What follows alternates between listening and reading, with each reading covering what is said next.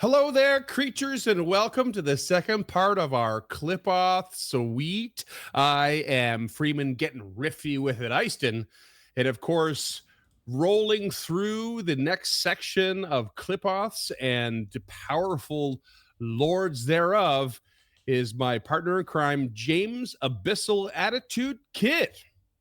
Welcome, James. Hello. Is your you nickname ready? a Homestar Runner joke? Maybe. Isn't Getting Shifty with It a Coach Z song? No, getting swifty with it is from I'm blanking. The Rick and Morty, I think. Oh, okay. Yeah. But it always reminds me of the old internet video Swifty5, if you're familiar with that one. Oh yeah. Yeah. One, I grew up on Newgrounds too. 14 teen. Swifty5. I still drop 14 teen in casual conversations every now and again just to see you paying attention. Amazing. And your nickname is both a reference to, well, both of our nicknames are a reference to the Abyss being renamed to the Outer Rifts. And also, I think your attitude is abyssal. Straight up. Okay. Well, no at notes. times. Not all the time. Yeah, Not all most the of the time. As soon as the camera goes off, just under. Yeah. Just so everyone knows, James be putting on airs every time we on air.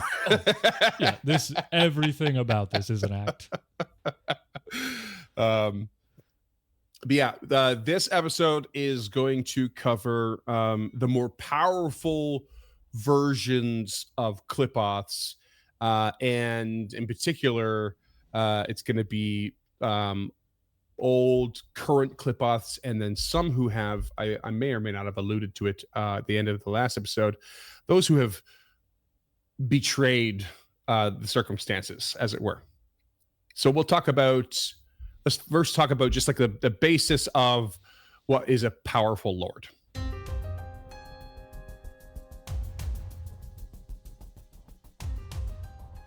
Hey there, creatures, and welcome to Encounter This, a podcast exploration of the creatures from Pathfinder 2nd Edition and the lore that surrounds them.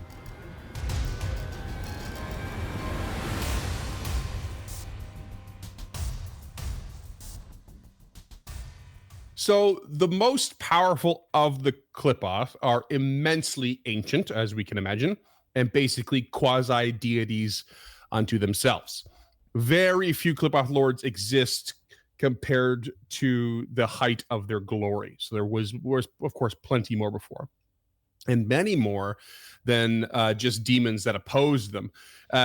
Archdevils, imperial lords, and full-on deities within the Great Beyond have taken offense to their existence. And thus they have been slowly destroying them over eons. Those who remain are thought to either be mere shades of the true original Qlippoth Lord power. Knock something over there. Or extremely powerful and cunning to have hid their truest natures and plans. So many of these Qlippoth lords have actually, over time, to muddy this sort of like, we don't really know, are they just hiding their power? Are they just weaker than they used to be? Many of them have actually accepted the sin of the Outer Rifts in order to trade on their quote-unquote low-tier status. And they're basically transformed into powerful demon lords. The power they gain is considerable, and what they lose is nothing more than shaky alliances between other weakened Qlippoth, which is quite traitorous of them, you know. And there is this sense of they can basically expedite themselves into a demon lord position because they are already powerful. When they accept the sin unto their person that mixes with that essence of the Outer Rifts that they are made from, it basically skyrockets them to demon lord status automatically. They skip all the steps that other demons might have to do. Oh, cool. They are just given power, like crazy power. Skipping the line at immigration, I guess. Basically, yeah. Nexus pass. Yeah, and just getting a free degree, you know. Right, yeah. But still getting all of the education somehow in this snap of a finger. You know, they've got it. Yeah, so like we discussed before, like Qlippoths, they've been kind of at war for a long time. They've lost a lot of ground, as it were, and some of them have switched sides because it just was easier than fighting the big long fight of trying to remove sin. And I'm happy to say that those who switch sides have quite the variety. It creates an interesting dynamic when you're really thinking in that larger scope of, you know, lords versus lords, demon lords versus Qlippoth lords, quasi deities versus quasi deities. So we have a good little list here of, we're going to start with the demon lords that used to be Qlippoth lords, the ones who betrayed. And the first to come up is known as, okay, here we go with the bad pronunciations, everyone. Your turn. Finally, the shit was not made for the human tongue. I think we're gonna talk about CYTH-V'SUG, Prince of the Blasted Heath, and we do have a picture. If you're ready, there, James. Also known as the Demon Lord of Fungus and Parasites, or the Lord of Filth and Pollution. CYTH-V'SUG, rightfully so. Yeah, very much so. CYTH-V'SUG dwells in a location in the Outer Rifts called Jaharlu, which is a single writhing colony of parasitic fungus bigger than a planet and suspended within a cavern by white filaments that can be used to enter and corrupt other planes, drawn into itself. You can kind of visually picture it, but like what it's capable of doing, what that whole area is, it's like kind of mind-bending, which is quite apt for these creatures. This whole area, this cavern, is basically filled with deformed fungal dragons, giant worms, moldering, shambling mounds, and all kinds of demons. The demon lord himself is referred to as simply misshapen and monstrous, which is pretty straightforward. Luckily, we have a bit more of a visual option here. In fact, we have a second picture. We've been lucky enough to have two pictures of this one. There you go. So very still similar, reminiscent kind of spiny. Not, I don't really get fungal vibes so much, but like very branchy. No, it's dripping moss and kind of weird. Dangling for audio greenery. listeners, it's kind of like a dog made of brambles covered in like moss and scotch tape. Loads of scotch tape, which is very bad for the environment. Hence the pollution. Right, there we go. So CYTH-V'SUG is older than most of the demon lords in the Rifts. He was spawned by the ancient Uarung, who is the mother of vast Qlippoth hordes. He originally wanted to stay out of the war when the demons first spawned, so he hid away in a dark corner of the Rifts and slew any demons that came near. He eventually discovered that the demons were worshipped by certain mortals and sent a feeler out into the universe. And finding unanswered and desperate pleas, he responded and came to feel the emotion of desire for the first time. And he was stuck in the Qlippoth dominions of the Rifts because he had hidden himself away. But he desired his original home, and then he also desired for demon blood. Worship made him stronger and transformed him. So he enticed worship towards himself.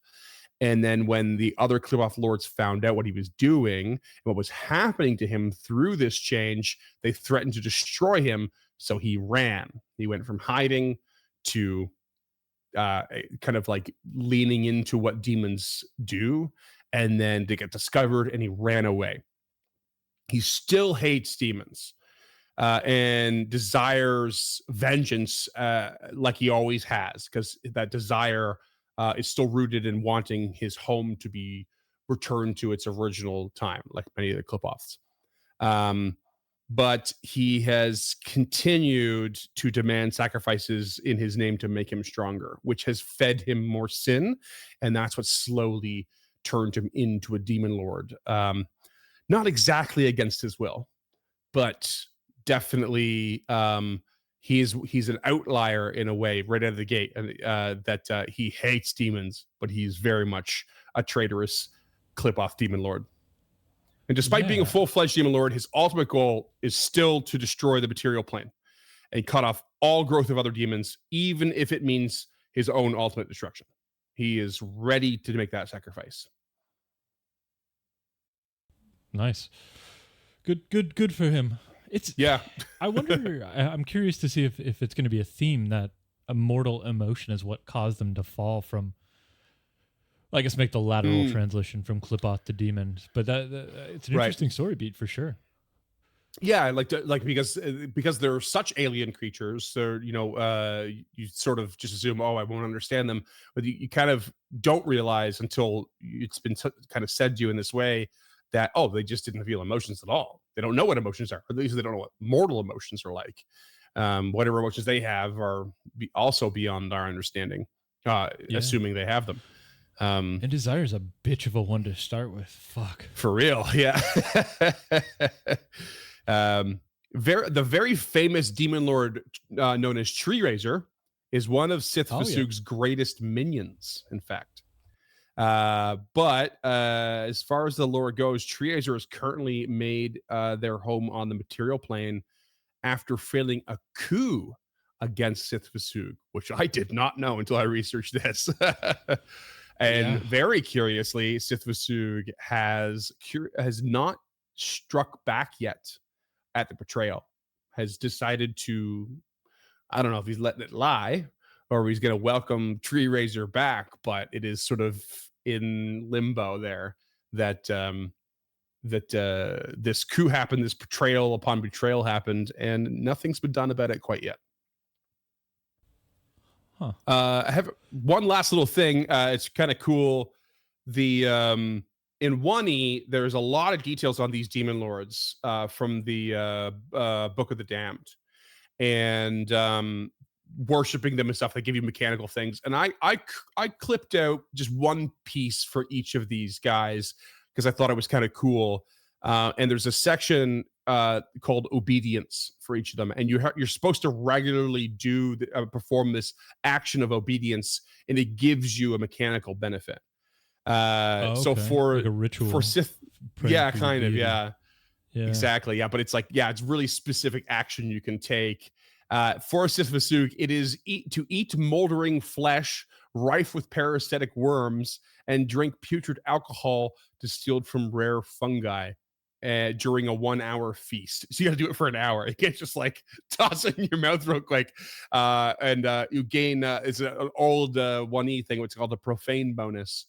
So you would gain a +4 profane bonus on saving throws against diseases and effects that cause the nauseated condition.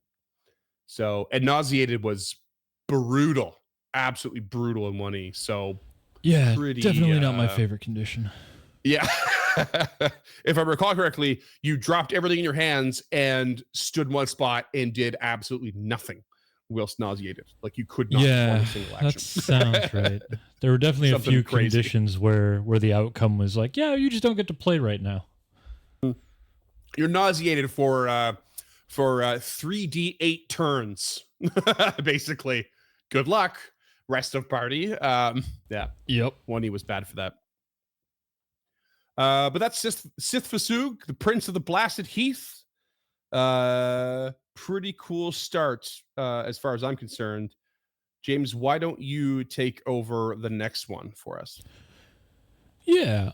Up next, we have Dagon, the Shadow in the Sea. Already my kind of creature. Their title is the Shadow Lord of the Sea and Demon Lord of the Sea and Sea Monsters. Mm-hmm. Their realm is Ugothanok, the sunken city within Ishar, the great underwater realm, which is filled with aquatic horrors and dark, unlit depths. This is just like the deep ocean, and I am here for all of it. It's a whole Speaking realm of of deep ocean. Yeah, this. There he is. Remind me about those images because I constantly forget. Oh, sure, yeah. I've highlighted them red for you. Good luck. Right, yeah. Fair. For our audio listeners, it kind of not mermaids. What are the other ones? Shagwan? Sahwagin. Yeah, I've heard them. Sahwagin. It kind of looks like one of those. Yeah. And not like a mermaid, but like there's a merfolk. I think that are different from mermaids. And there's another one. I think it kind of reminds me of almost an amalgam of all of them. Very long tail, arms that are like octopus tentacles. This like long writhing torso, and off of everything is like these long sort of spines coming from everywhere. Its face properly looks like a deep sea creature. Oh, for sure. Yeah, it looks like a lionfish just strapped onto like an octopus body with a snake tail. Like it's beautiful. Work of art. Ugathanok has a few specific residents, including this turtle crab known as the Tojanita. Tojanita? Don't know if the J is silent or soft or not, but yeah. It always feels soft when it's mid-word to me. But... Yeah, same, yeah. Especially the Nita. Yeah. It just gives you a bit of a Spanish vibe, doesn't it? yeah. This is exactly what you picture. It's 4 flippers with a couple of crab pincers and a bunch of eyes and kind of a weird like spider mouth. It's got almost like mandibles, which I guess crabs have. So that's not that. Sure. Just a little more pronounced. Yeah, for sure. And the Herzu also resides there. This is a race of fiendish and half-fiend humans that war over the surface of this world, constantly battling and committing cruel acts to try and impress their dark lord, Dagon. You actually quite slightly misspoke there. It's not that these are a race of fiendish and half-fiend. It's like these are in addition to races of fiendish and half-fiend creatures. Gotcha. Yeah. Thanks for the clarification there. No worries, Yeah, these are really strange, like reptilian fiends. They're just big, bulky, like kind of punching this machines. Looks like the street shark was a toad and on steroids. Yeah, absolutely, like ridiculously bulked up.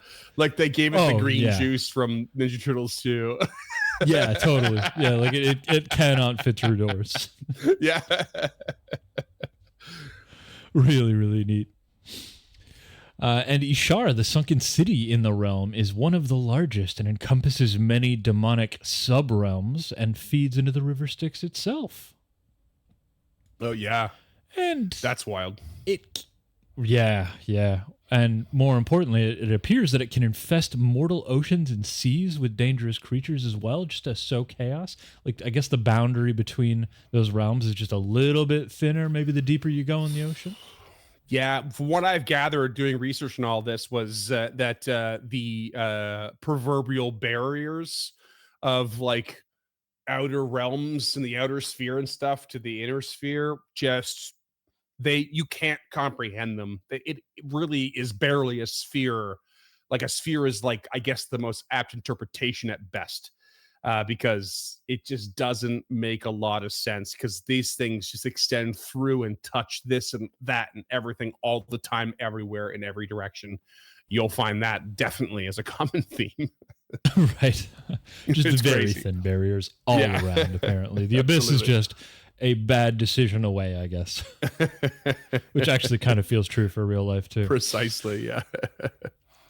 All right, and a touch of lore here. Before accepting sin with a capital S, Dagon was said to be nothing more than a mindless, ravenous sea creature that ate everything in its path.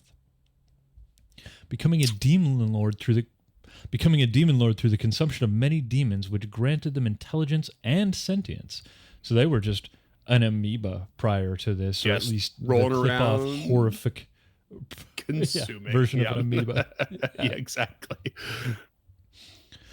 The real horror here is that Dagon is aware of what he used to be, but does not want to return to his Qlippoth state. He even revels in the worship he gets from the material plane, which is very different from CYTH-V'SUG that we talked about just previously, who seem to feed off that power reluctantly.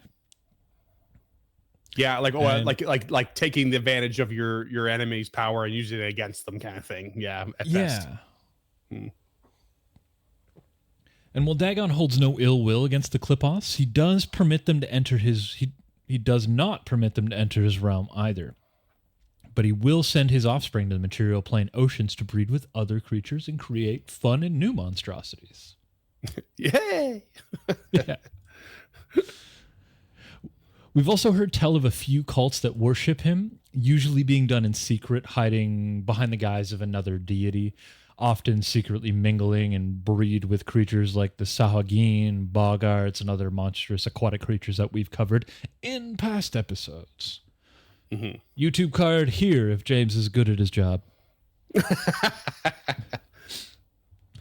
But if you want to believe in Dagon, often it's enough to get mixed into the worship of the great old ones and the underwater dwelling deep ones, despite having no real association. And even the name Dagon is sometimes used as an honorific for powerful elder deep ones, which this guy finds pretty amusing and I guess takes as a compliment. I mean, so good. And to top all that off, they are said to have defeated the great kraken Cactora, which created the devilfish, which is just a giant squid, I think. Basically a giant squid, yeah. It's real horrifying. It's scary. Yeah. Yeah. And the devilfish haunts Galarian to this day. Indeed. So be careful out there. And if you find yourself as a worshipper of Dagon, your obedience is awful. First, you have to offer a bowl of fresh, warm blood to Dagon by speaking prayers over the blood and then emptying the bowl into the sea. Not just any bowl, however, that bowl must be made of gold and inscribed with the runes sacred to Dagon, worth no less than 100 gold pounds. Just for a bowl? Lucky for you. Yeah. Lucky for you, you can use this more than once. So reusable bowl. Hilariously specific. Yeah. The bowl is multi-use. You don't have to spend 100 gold every obedience. Yeah, rightfully so. And if you partake in said ritual, you gain a +4 profane bonus on saves against the extraordinary and supernatural attacks of creatures with aquatic or water subtype, both of which are terms from 1E. So yeah. I imagine I guess just general non-feat based abilities and because profane bonus doesn't exist anymore. We're basically looking at I think a 2E equivalent would be status bonus. Because you basically just have item, status, and circumstance. And I don't think it's a circumstance. It's definitely not item. So I think it's got to be status.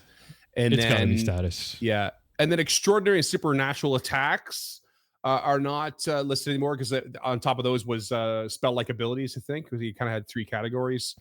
We're basically just at that point looking at, okay, what unique attack does this creature have for, whatever it is, attacking multiple times with limbs or whatever unique, maybe aura or something like that. Yeah. If you're looking at a 1E stat block, it would be anything listed under SU and SP, I believe. Yeah. For extraordinary, I think it was EX for extraordinary. SU for supernatural, SP for spell. Like I could be wrong. Spell or special, yeah. Yeah, it's. Anyway, this is a 2E podcast, so fuck that shit. Yeah. just a tidbit of advice that's not very kosher for those who want to, I don't know, convert this. Yeah. I mean, it would be easy enough. It's just a status bonus. Yeah, that's pretty much it. I just give them a +2 status bonus to creatures with the aquatic or water subtype. Yeah, bring it down. Aquatic plus two would be thalassic. Pretty much. The +2 for 2E math would be generous. Yeah, so keep that in mind. Don't go +4. Don't overdo it. I mean, go +4 if you're feeling crazy. They did just worship an outer god, so maybe they deserve a +4. Maybe give them a +4 if the fresh warm blood is from a very impressive creature. Right. Or maybe like a bird, maybe the natural enemy of fish. Maybe they spent 200 gold under a gold ball. Who knows? It's reusable after all. We have it in writing from Paizo. Yeah. Let's talk about the next one. I'll run us through the next one. Yeah, take us there. So this one is a somewhat familiar name. This is JUBILEX. JUBILEX, the Faceless Lord. We talked about JUBILEX a bit when we covered. Was it when we covered oozes? Did we cover oozes? It was the oozes. Yeah. We did. Yeah. Because there's also the slithering tracker we covered, which I think was an ooze, but it was separate from our oozes chat. But it was a deity ooze. It was a vengeance ooze, and it had intelligence, which is why we separated it out. I think. Right. But yeah, JUBILEX, the Faceless Lord, also known as Lord of Sloth and Demon Lord of Poison and Ooze. JUBILEX resides in a location called Undersump. I just love that name. Something that's such a wet word, and it feels really gross in the mouth, and it's perfect. It's exactly. It is a system of abyssal sewers that run under the other abyssal realms in a maze of tunnels and connect to the River of Styx as well. Due to a lack of care for its own realm, many parts of Undersump are actually claimed by others, and it's often used as a secret passage between abyssal realms. So you can imagine there's a lot of what's the word when they bootlegging? Probably a lot of bootlegging happening. Outer Rift interplanar bootlegging.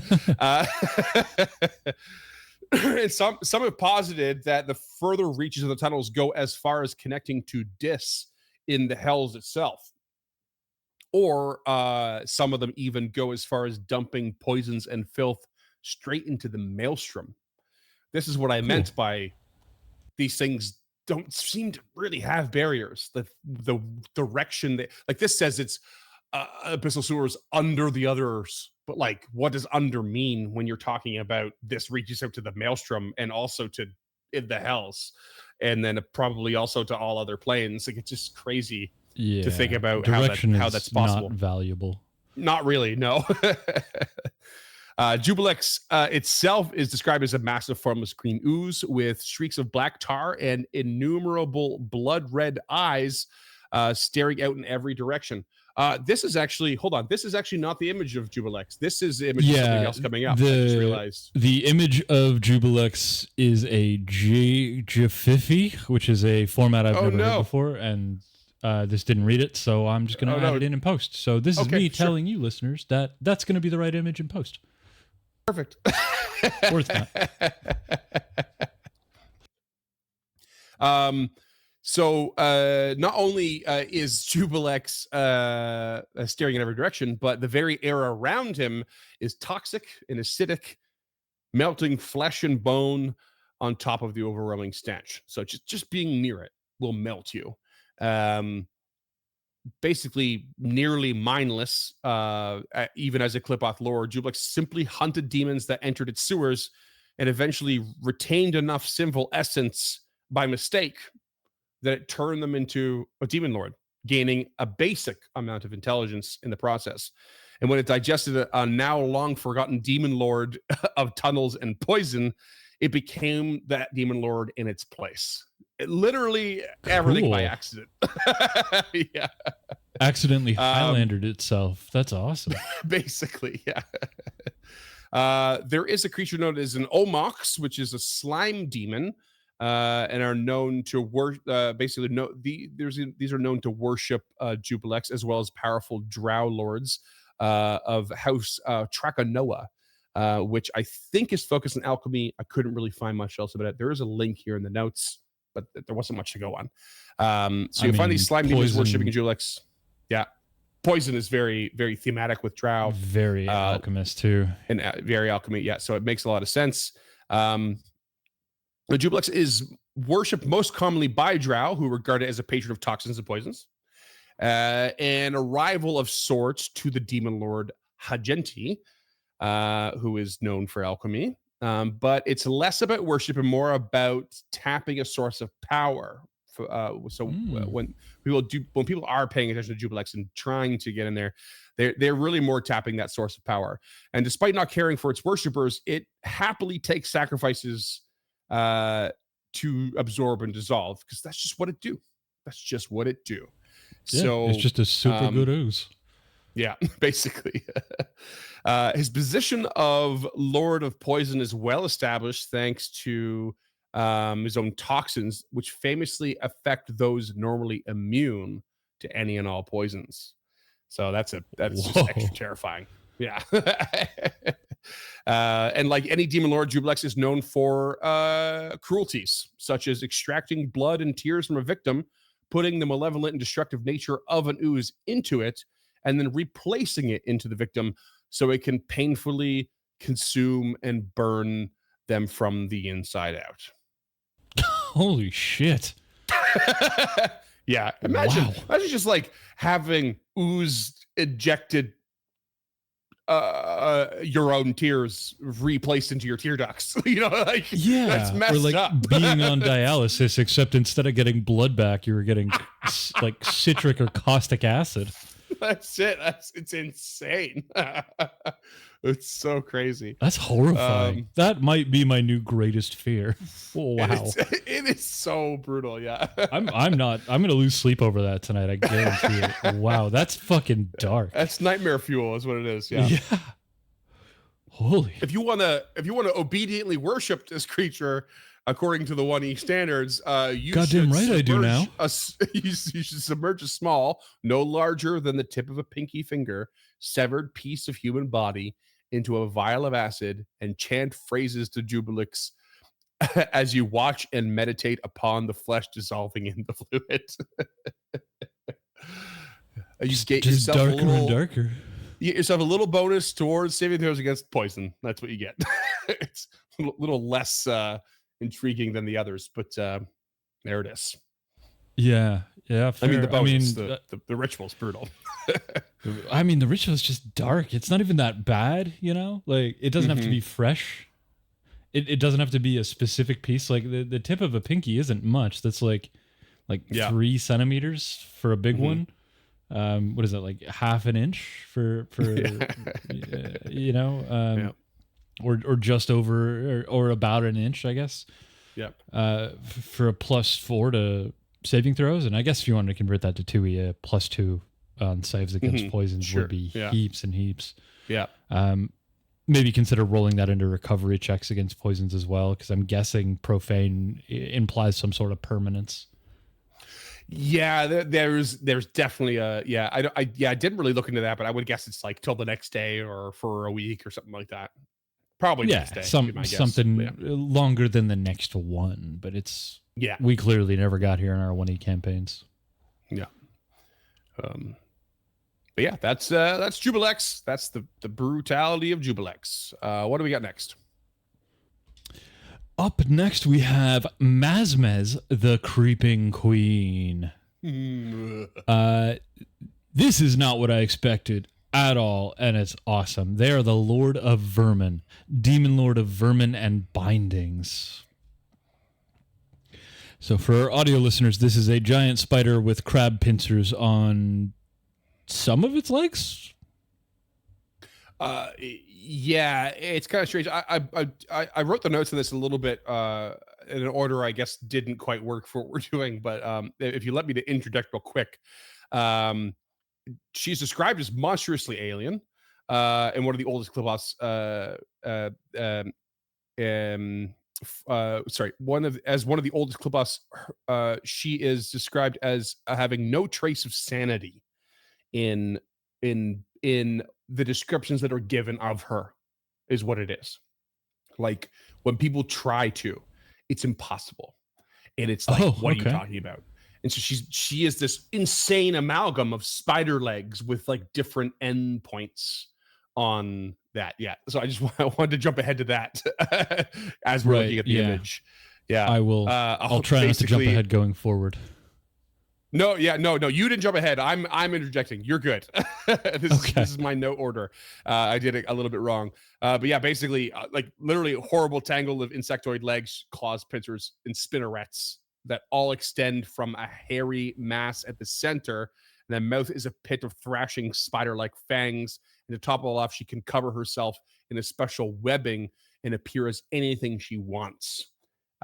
Which typically chooses a beautiful woman or a female drider. So get that image in your head as James tells you about where she resides. Yeah, for those of you with arachnophobia, maybe don't Google this image. Be careful. Yeah, it's pretty wild. Yeah, it's awesome though. Like it's a beautiful piece of art. The way the background fades out, the way she's clearly just a ball of limbs. It looks like there might be a thorax on the back there somewhere, but Jesus. I'm now remembering I used to have a recurring dream. I'm not really afraid of spiders. Like I shocked by them when I'm not expecting them like anyone else, but like I think they're fascinating. I love to watch them. I even let them hang out in, over the lamp in my bathroom sometimes. I don't mind. And spiders are our friends. I love them. But I used to have a recurring dream of like a spider, like the size of like a Bernese mountain dog, like in a room in my house. And like, I couldn't go through, and it would like, it had a little like weird, like almost like web cave, like an igloo. Like it was a really weird dream. I used to have it a lot, and I could not sleep, and I get sleep paralysis over it. So I'm really hoping I don't have that tonight. Yeah, don't look up the funnel web spider then. Don't. I don't. Yeah. Don't. Okay. Tell us more, James, before I leave. MAZMEZZ, the creeping queen, makes her home in CYTH-V'SUG. I think I'm pronouncing that properly. A vermin-infested hive populated by Bebelith spider-esque creatures, whom she creates to hunt demons before she became a demon lord. Mm-hmm. When mortals started to worship her, she found herself enjoying the attention. And when she discovered fellow Qlippoth lords planned to kill all potential sinners, she went traitor. And she cares not that her Bebeliths, these horrifying little bros, continue to hunt demons. All she cares for is mortal worship. While worship of her isn't quite widespread, there is some commonness in the Darklands, specifically Drow, and even more specifically the House Moivas, and flesh-warped driders, even surface-dwelling web lurkers.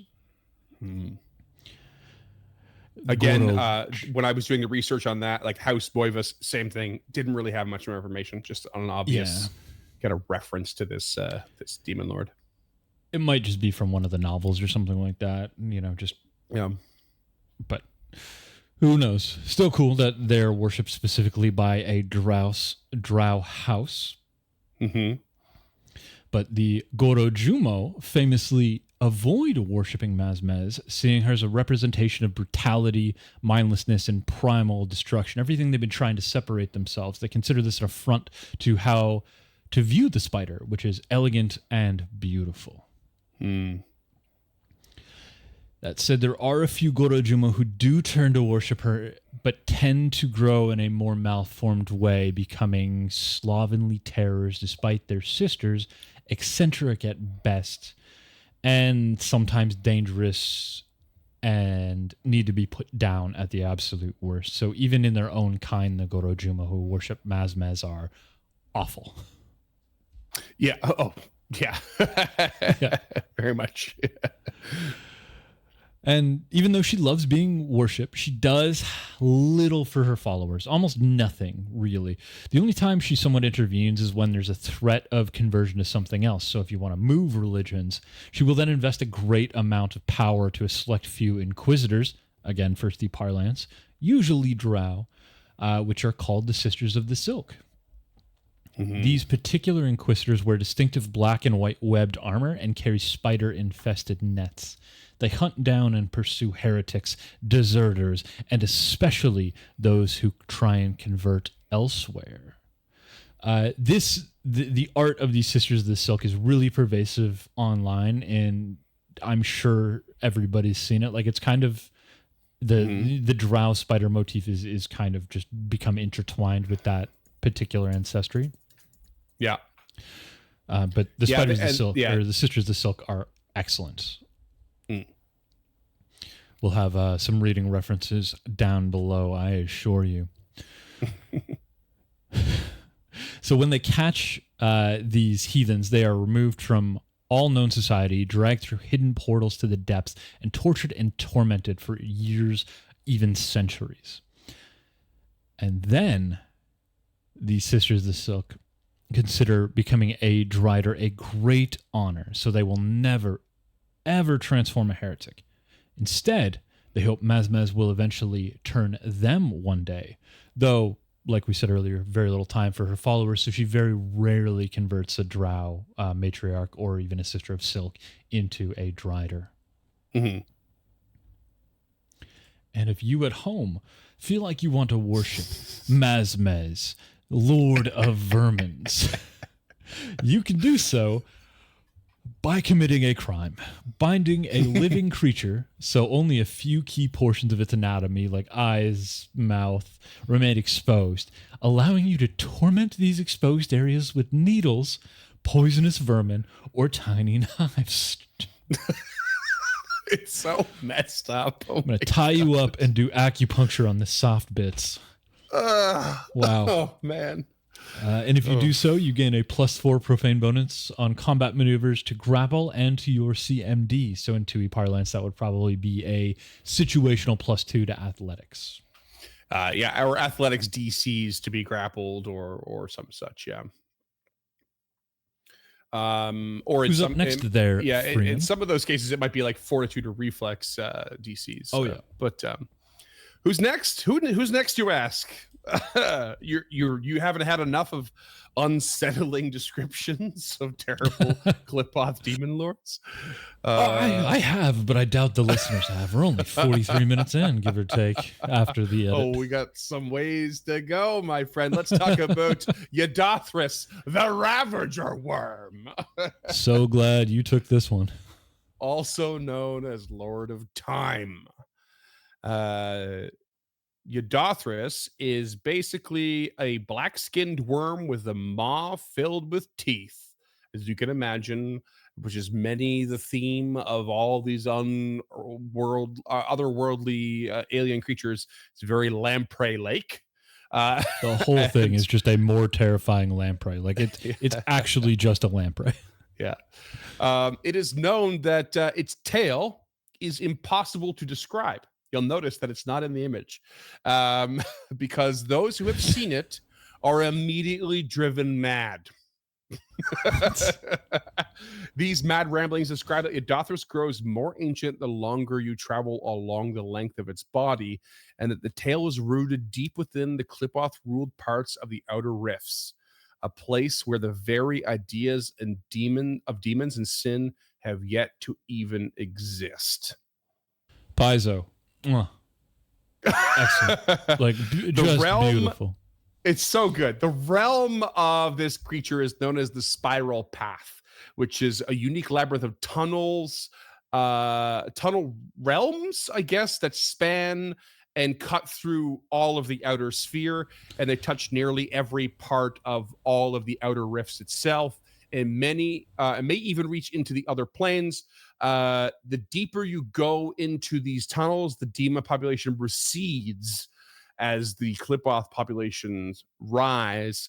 Some claim that YHIDOTHRUS is still a Qlippoth lord on its tail end, and his immense size could encircle the great beyond itself. That's how intensely long and deep this goes. And just taking it to that other level, that as you travel down its body, you're traveling back in time, is just basically, yeah, it's crazy. And the fact that this thing it's so immensely large, so immensely long, stretching across such a length of inconceivable space. It might be a demon lord on one end and a Qlippoth lord on the other. Like it's wild. Yeah.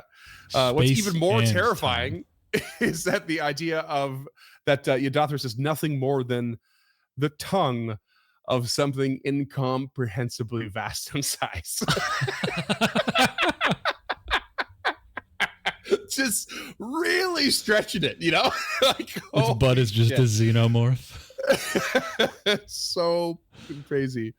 Oh. So YHIDOTHRUS has a focus on the negative aspects of time, such as aging and entropy, and worshippers are often those obsessed with avoiding such things and desperately turn to this demon to worship to worship it in order to halt it if they can. Some go as far as becoming a lich, which when they do, should they be worshiping YHIDOTHRUS, they become more like worm-eaten and moist in their appearance compared to the average lich. And other worshippers, never think of liches as moist. Yeah, well, now you're picturing them moist. So oh yeah, good luck with that.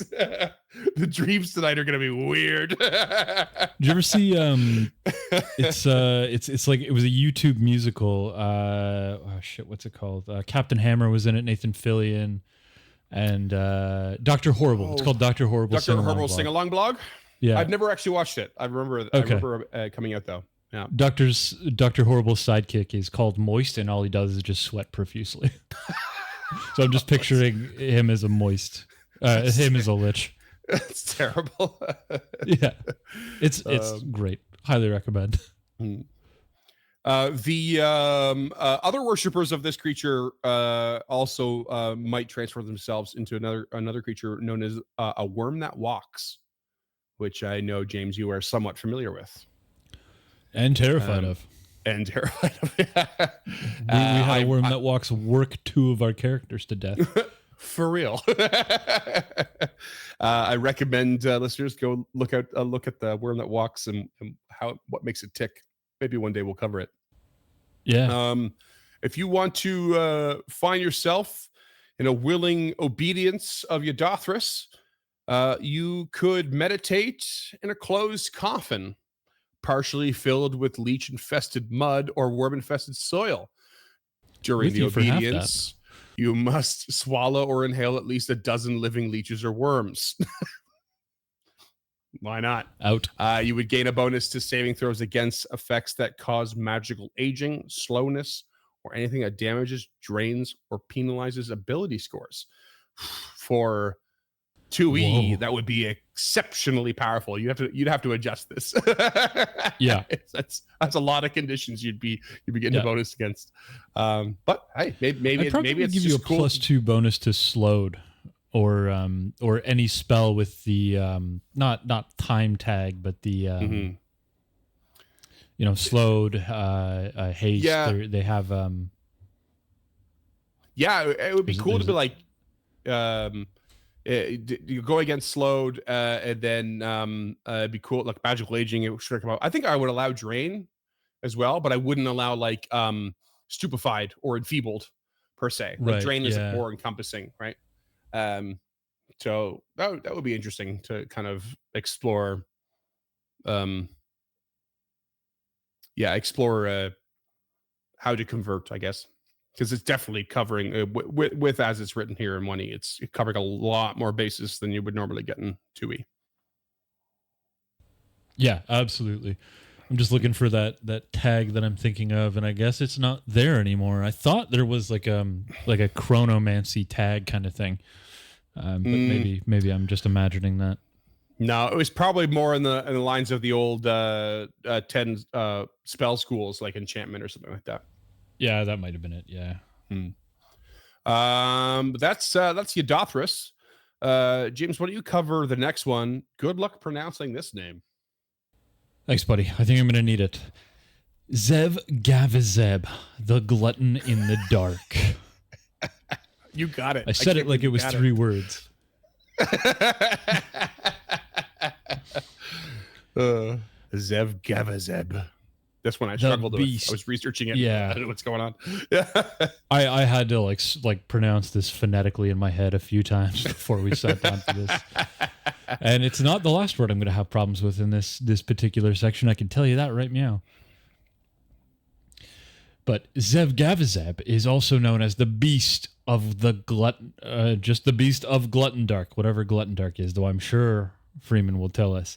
The Sun Devourer, God of Troglodytes, Lord of Reptiles, and Troglodyte God. These are just like long lists of titles that were on the Pathfinder wiki, just so you know. Right, yeah. Some of them had lots, some of them had very little. Love it.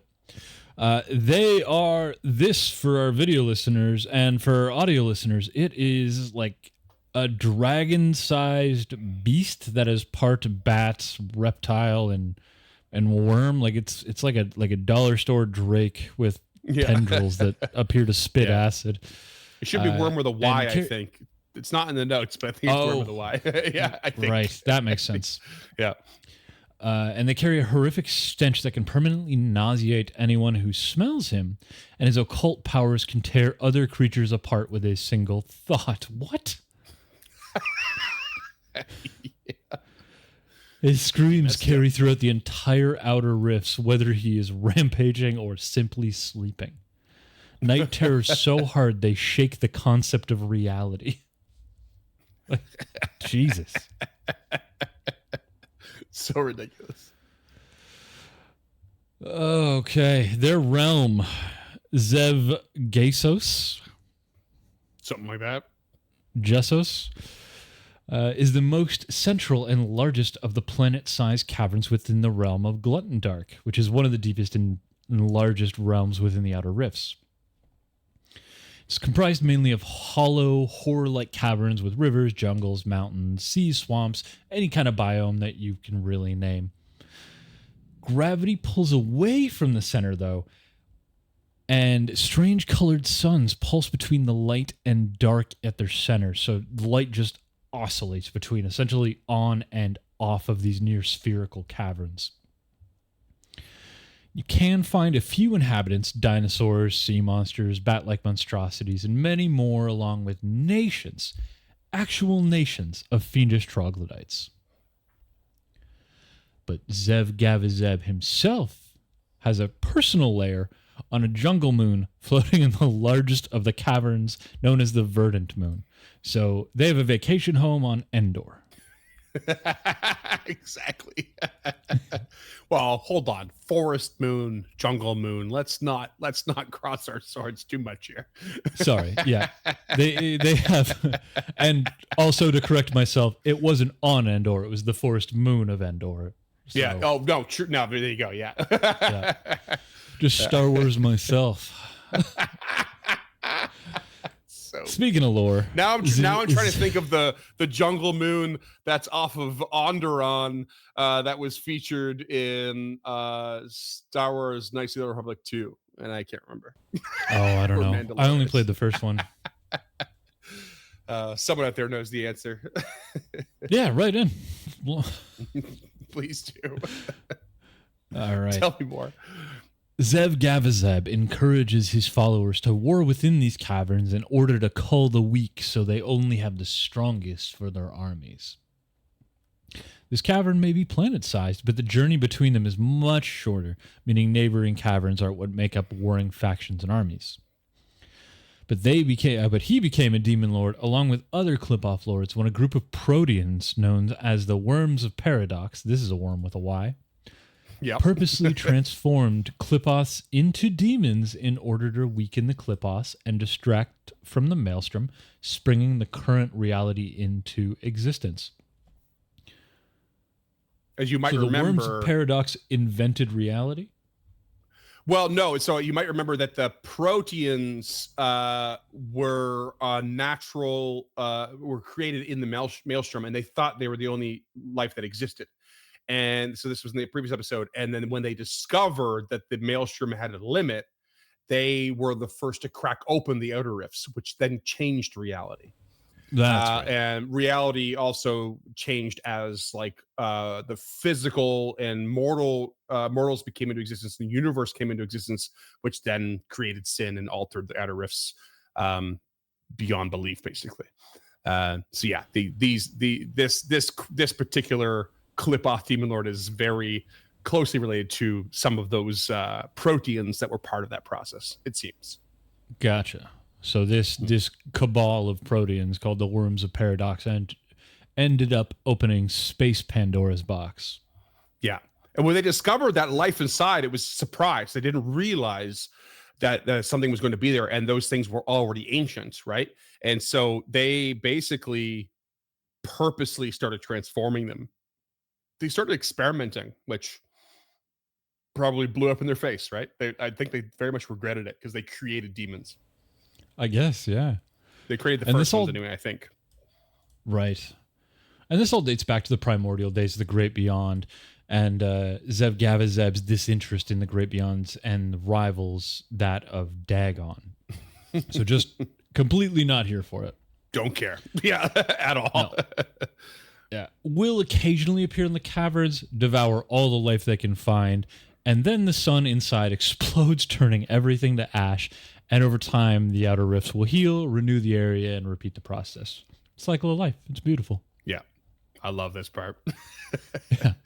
And this is part of the troglodyte. And this is part of the why is this the word I'm having a hard time with? And this is part of the troglodyte beliefs in their own wars. They believe the slaughter of countless others will satiate ZEVGAVIZEB and prevent him from coming for their own realm and reap complete destructions. They're just feeding the demon to keep it at bay. Basically, that's what they believe anyway. Yeah. Yeah. It is worth noting the troglodytes are talking about are much more different than you might find on the surface of Galarian, and some such are referred to as Shulgath, I think, and they're much more powerful and more akin to their physically weakened ancestors. Mm-hmm. Yeah, so the Zolgath or the Zolgath are the ones you'll more likely encounter. But the ones we're talking about are like far more advanced. It's like, the Zolgath are troglodytes, basically. Troglodyte being, I think, now a kind of a really, some people consider to be an inappropriate term, I think. So they've kind of transformed that over time. I guess it depends on the context, I guess. But it's these traditionally diminutive, I think. Yeah, exactly. An offensive term. Yeah, you never use it kindly, right?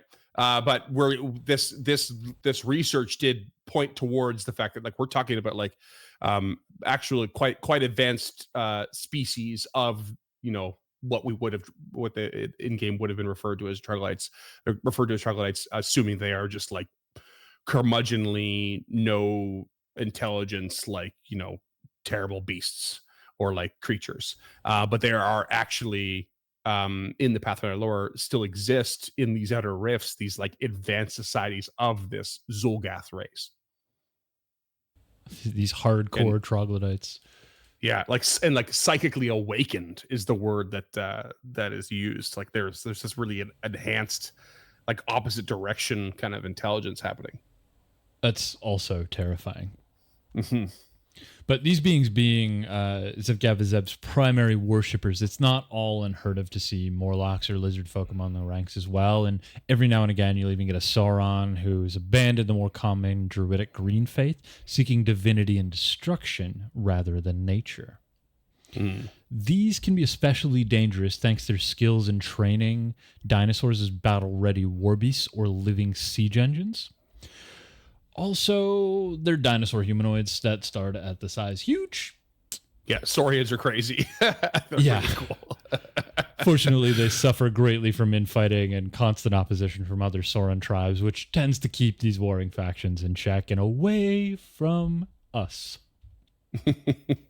And we have a bonus image here. Yeah. Look at that. Yeah, this is ZEVGAVIZEB fighting a Spinosaurus, which I believe is also a huge creature. Yeah. With another dinosaur just under its leg, under its foot. Yeah. just stomped down. Yeah, it doesn't give a fuck. Keeping them in check for real. Yeah. Unstoppable. And if you too if I wanted to pay from... homage to this creature, tell me what to do. yeah.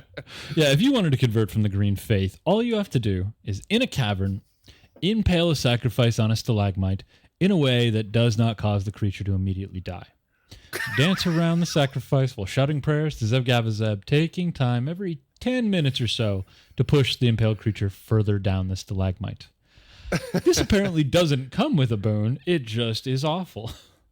I might have accidentally cropped it out. I'll see if I can find it. Yeah, that's fine.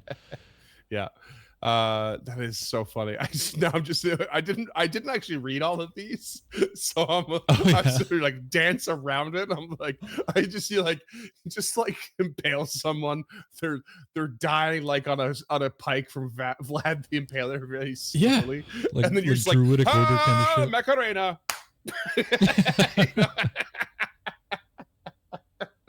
That's something stupid. Oh shit, so good. All right. And I think that brings us out of the Demon Lords. It does into indeed. Our next section. Is going to be Qlippoth Lords. But you're going to have to wait till next week. Because that's enough for today. It's only a week. It's only a week. It's only a week this time. Yeah.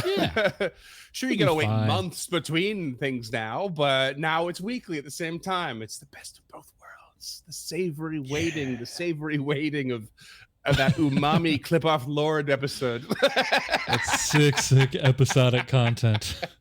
It's gonna be good. We're gonna cover Qlippoth Lords on the next one, and we'll go down the list in a very similar way. Not as bulky, but still lots of flavor. And it's gonna be really cool. There'll be some fun real life lore in there as well. So you got a little bit more James for your buck. Woo! And we all know that buck is worth a whole lot when James is involved. Oh yeah. Oh sweet yeah. Roll us out, James, before this gets thank you for listening. Thank you for watching. I forgot that I had an outro to do. So, if you like what you saw today, you can support us on Patreon at patreon.com/Uncharted North. $5 a month, you can get a handwritten thank you letter and a bunch of themed goodies. $10 a month, you can suggest a creature for our next tweet, and you'll get a discount code for our merch store. That price is probably going to be going up. So if this is released and that price hasn't gone up, you're in luck, because these are much larger segments now. $10 a month kind of doesn't cover the amount of work that goes into these suites anymore. Ain't that the truth? If you want some sweet gear, you can go to unchartednorth.com/shop. If you want to join us and get a direct line to us, you can pop into our Discord at unchartednorth.com/Discord. All the socials are scrolling down below. You can see all those. They're also linked in the description of whatever you're watching this on. If you could rate and review on your platform of choice, that would be great. Helps other people find us. If you're on the YouTube, do the YouTube things. Like button, subscribe bell, which actually should glow when I say that now, which is pretty dope. And nice. You know what? Tell a friend. We could use all the word of mouth we can get. We love doing the show, and we hope it reaches more people because we think it's fun and valuable. Heck yeah. And don't forget, we mentioned it last time that the fact that we are listed as explicit does not do us favors when it comes to algorithms. But we're not getting all offensive here. We just want to be able to drop the occasional F-bomb or what have you and have a good laugh. I just want to say the fuck word.